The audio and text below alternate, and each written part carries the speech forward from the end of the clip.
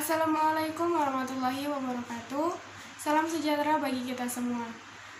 Sebelumnya yang terhormat Bapak Nurdiansyah MPD selaku dosen pengampu mata kuliah Inovasi Pendidikan. Baiklah, perkenalkan, nama saya Dwi Ayu dengan NIM 1805110872. Di sini saya akan menjawab pertanyaan yang telah diberikan oleh Bapak Nurdiansyah.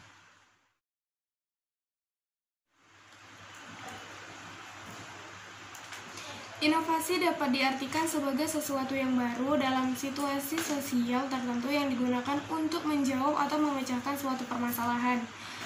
Di sini, pengertian dari kata innovation dalam bahasa Inggris sering diterjemahkan segala hal yang baru atau pembaruan.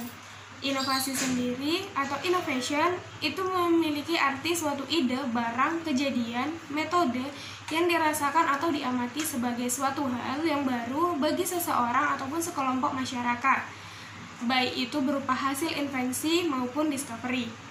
Sedangkan discovery adalah penemuan sesuatu yang sebenarnya benda atau hal yang ditemukan itu sudah ada, tetapi belum diketahui siapa orang yang melakukannya. Sedangkan invensi atau invention secara bahasa berarti penciptaan, penemuan, hasil penemuan, dan pendapat. Jadi invensi dapat dikatakan bahwa penemuan sesuatu yang benar-benar baru, artinya hasil kreasi manusia.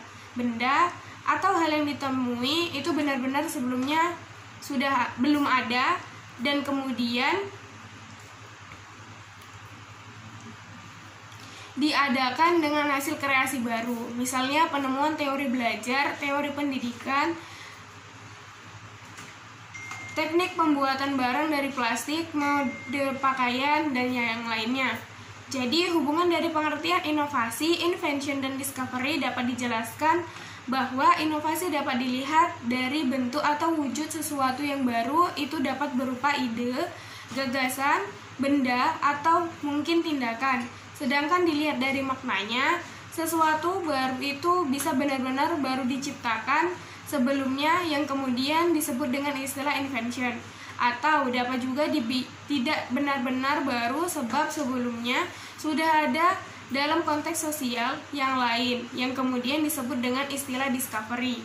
Jadi dengan demikian inovasi dapat terjadi melalui proses invention atau melalui proses discovery.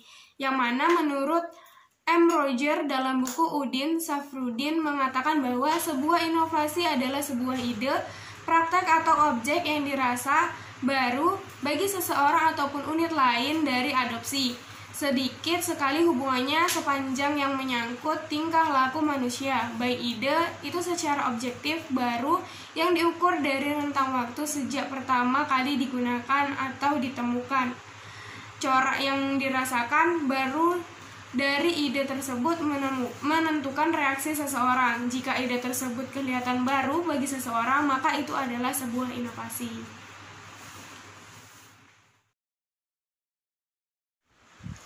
Berikut model inovasi menurut Roger tahun 1983 sampai 1985. Yang mana tahap proses inovasi dalam organisasi yang pertama yaitu tahap inisiasi atau permulaan, yang mana kegiatan pengumpulan informasi, konseptualisasi, dan perencanaan untuk menerima inovasi semuanya diarahkan untuk membuat keputusan menerima inovasi.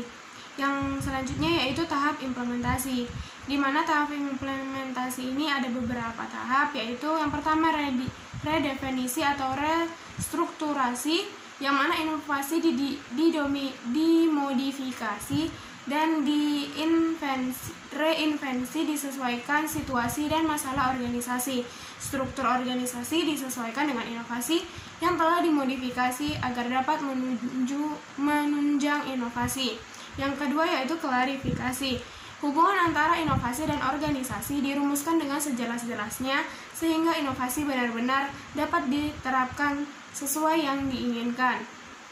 Yang ketiga yaitu rutinisasi, yang mana inovasi memungkinkan telah kehilangan sebagian identitasnya dan menjadi bagian dari kegiatan rutin organisasi. Yang ketiga yaitu perubahan dalam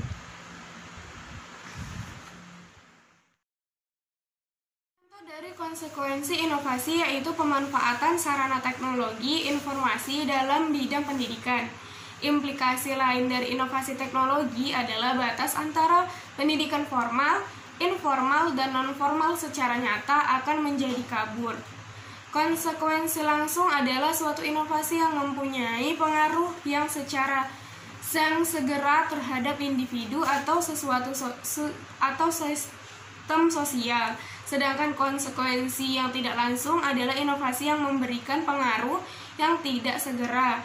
Konsekuensi langsung suatu inovasi menghasilkan perubahan-perubahan sosial yang terjadi sebagai respon segera penyebaran suatu inovasi.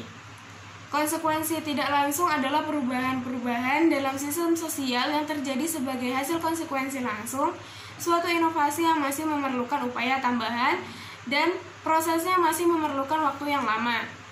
Sedangkan konsekuensi langsung sebuah inovasi merupakan perubahan pada individu atau sistem yang terjadi secara langsung dari sebuah inovasi.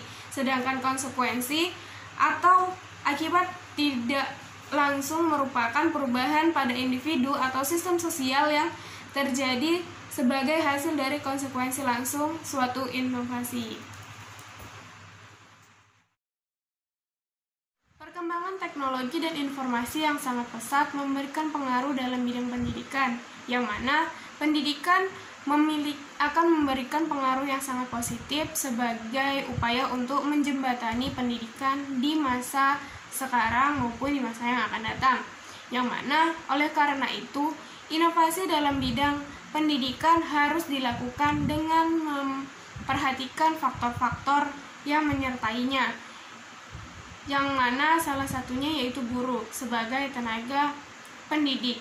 Guru memberikan kontribusi yang besar terhadap kegagalan dan keberhasilan proses pendidikan, yang mana hasil penelitian menunjukkan 80% keberhasilan pendidikan ditentukan oleh guru. Dan begitu juga pendidikan akan selalu berinovasi jika guru dituntut untuk siap melaksanakan inovasi tersebut. Artinya, dengan inovasi pendidikan maka profesionalisme guru dituntut.